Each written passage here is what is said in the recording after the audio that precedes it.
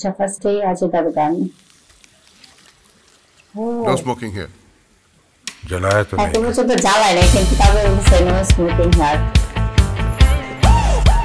Hi Captain. It's an honor to fly with you today. Request for clearance.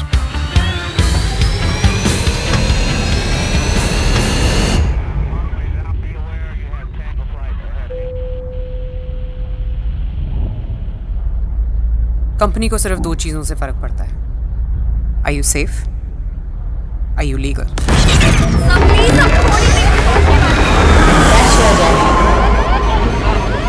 Brace for impact. ये आदमी मुसीबत में छोड़कर भागने वालों में से नहीं है। Tanya, look at me. I need you right now, Tanya. क्या ये पायलट फिर से यहाँ लैंडिंग अटेम्प्ट करना चाहता है?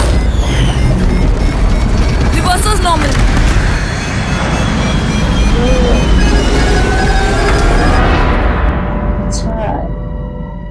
गलती करने के बाद आप सिर्फ 3 चीजें कर सकते हैं। गलती को मानना, गलती से सीखना और दोबारा उस गलती को न करना। नारायण वेदांत को अंडर एस्टिमेट करने की गलती मत करना। डिलीवरी बॉय का काम होता है सामान डिलीवर करना, और एक बार सामान डिलीवर हो गया तो ही इज नॉट रिस्पॉन्सिबल।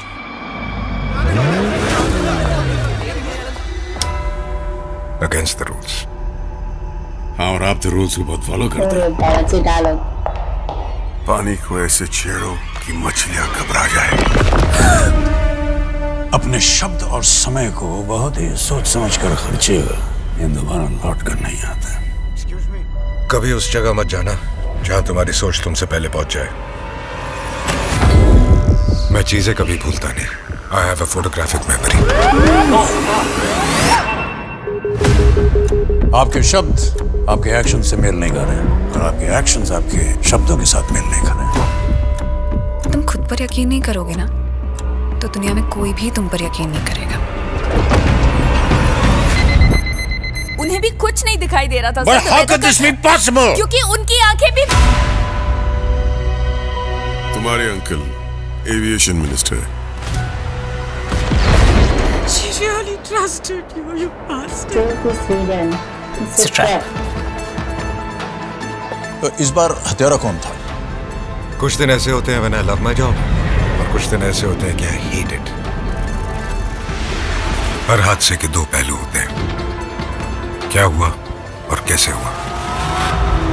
इस क्या और कैसे के बीच में जो दायरा है, सच वहीं छुपा होता है।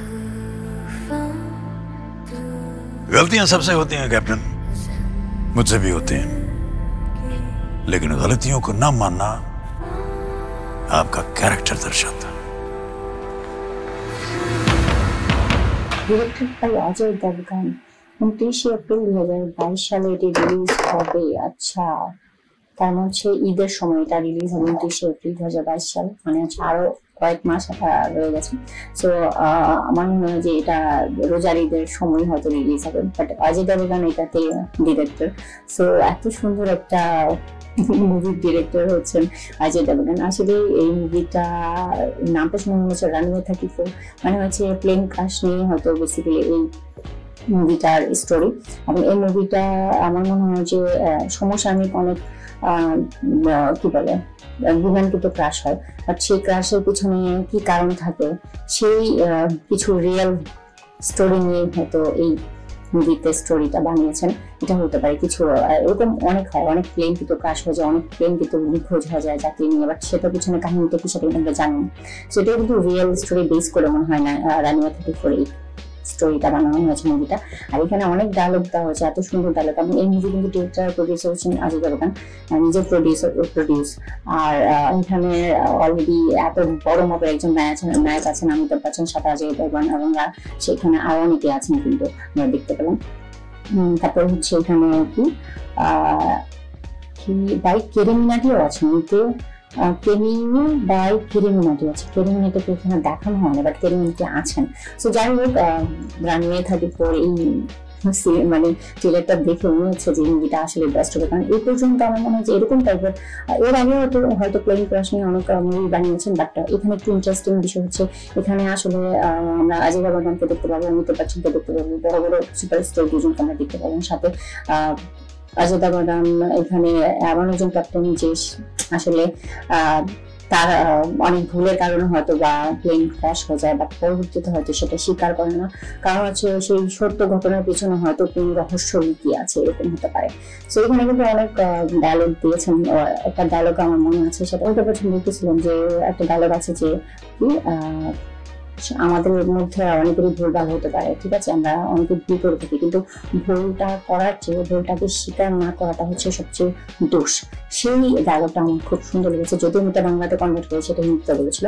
তো যাই হোক, এখানে অমিতাভ বচ্চন এবং সাথে কি বলে অজয় দেবগন খুব ভালোই লাগতেছিল ওনাদের গেটআপ, এবং ওনার যে দুটো ক্যারেক্টার এখানে অভিনয় করেছেন সেই ক্যারেক্টার গুলো আসলে পুরো একদম জেন্টলম্যান অ্যান্ড পুরো casual looks and performance. Wow, মানে এখানে যতটুকু দেখানো হয়েছে, আর খুবই ইন্টারেস্টিং হবে এই মুভিটা। সো যাই হোক, আপনারা ওয়েট করেন, আমিও ওয়েট করছি। আর অজয় দেবগন কিন্তু অনেক মুভিতে অলরেডি ইদানিং অনেক বেশি মুভিতে অ্যাক্টিং করছেন, অনেক বেশি মুভি করছেন। তো আমার মনে হয় যে আস্তে আস্তে উনি একজন লিজেন্ড টাইপের নায়ক হচ্ছেন, এবং অমিতাভ বচ্চনকেও আমরা দেখতে পাবো এই মুভিতে। অনেকদিন পর অমিতাভ বচ্চন একটা মুভি আমরা পাচ্ছি। সো এই ছিল ভিডিওটা ভালো লাগলে লাইক কমেন্ট শেয়ার করুন, সাথে অবশ্যই চ্যানেলকে প্লিজ সাবস্ক্রাইব করবেন। সো আজকের মতো বিদায় নিচ্ছি, দেখা হবে নতুন একটা ভিডিও নিয়ে। ততক্ষণ পর্যন্ত bye bye, take care, by.